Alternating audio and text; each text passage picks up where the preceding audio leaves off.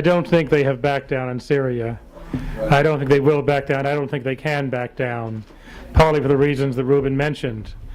The dollar, not only the role of the dollar in the world, which is connected to the power of U.S. imperialism, but the role of the U.S. banks and the tribute, it's basically tribute that they receive from the oil-producing countries is so important. It's too crucial to their position. It's like if a gang boss is disrespected, they cannot.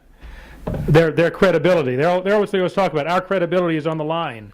They cannot let the Middle East move away from them. They cannot. It doesn't even matter. Putin said, "Well, look, you only isolate yourselves. People hate you." It's what Caligula said. Let them hate. Well, actually, it wasn't Caligula. Some other Roman general said, "Let them hate so long as they fear." And maybe they don't fear now, but they cannot pull back. They cannot give this up. The cost of not going to war is greater to them in the long run. Yes, there may be some permutations along the way, but the road to war is there. It's a feature of the system. The cost of not doing it is greater than doing it, because the cost, people said about Iraq, look, the gates of hell will open, you'll isolate yourselves, everybody will hate you. The cost, because that's going to happen anyway, the automatic economic processes of development in the world are moving away from the United States, and they can only counter that by military means.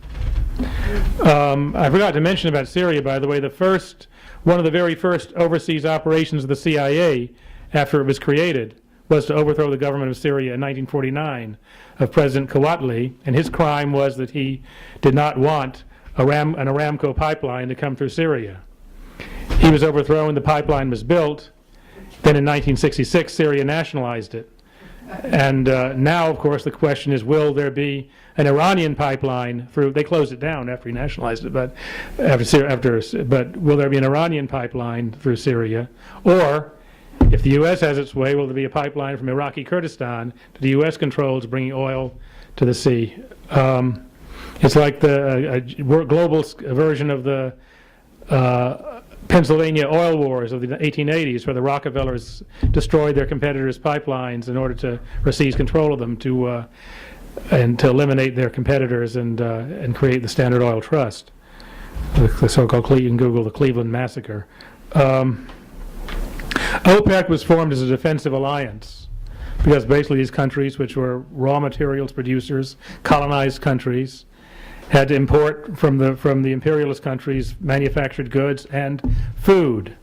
But it really got a militant edge after the Libyan revolution of after it was formed, actually, the Iraqi revolution of '58 gave birth to OPEC.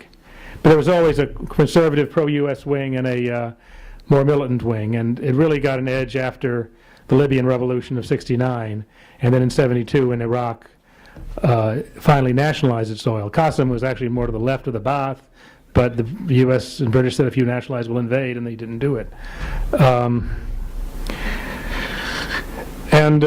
What Jim raised about the price of oil, I think Jim's left, but basically, but also, I'm sorry, OPEC's share of world oil production has fallen greatly because OPEC has really been marginalized now because so much of oil is being produced outside. And that's really been made possible by the vast rise of prices that were brought about by the Iraq War, when 10% of the world's production was taken off the market from Iraq. And, like, for example, ExxonMobil, say, has a big area in the ocean that has rights to drill in. When the Iraq War, before the Iraq War, the price of oil was around $20 a barrel, coming up from the real crash of '97. The oil companies were determined to avoid being repeated. If it costs $40 or $50 to extract that oil, that cannot count as an asset. When the price of oil goes up to $80, then that becomes an asset, and suddenly Exxon's reserves are 3 or 4 times what it was. Fracking would not have been profitable at $20 an oil, a dollar for oil. The Canadian oil shale sands would not have been profitable at that price. The oil companies told Clinton. Clinton was begging them to build a pipeline from Central Asia, just so the U.S. would keep its influence there. And they said, no, unless you can guarantee us $40, the oil will stay above $40 a barrel, we're not going to do it. Bush guaranteed that when he invaded Iraq. I don't want to be too economic. I can't speak as to the military capacities of the Syrian military, but I think the steadfastness of the masses there, the fact that Syria is holding out against this plot, and the fact that Iraq very sadly isolated itself when it attacked Iran, when it supported the right wing in Lebanon. Syria, even though has many allies, but the attack on Syria is really, Syria is a path to Iran, is the road to Iran. Iran is a path to Russia. Russia is a path to China, as far as the imperialists are concerned.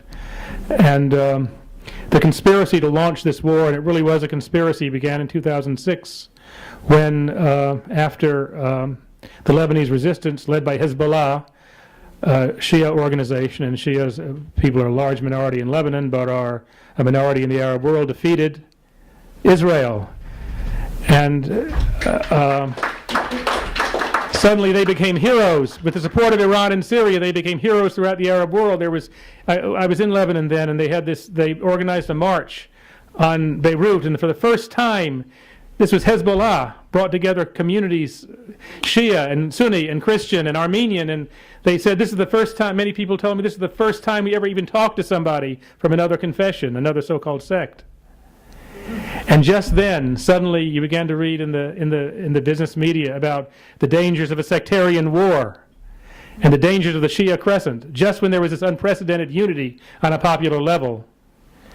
And this plan began, and this conspiracy between the Saudis and the Hashemites and the Jordanian Hashemite monarchy and the U.S. State Department and CIA began to take shape at that time. And their goal was a larger sectarian war in the region.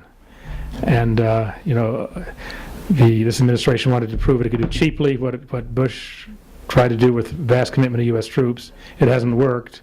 And actually, Obama now reminds me sort of a Roman senator who's been given a glass of poison in order to take it. And, you can sit in the room with the poison because he knows there's no win for him. But it has to be done because as far as his fate, the ruling class is worse if he doesn't carry this out.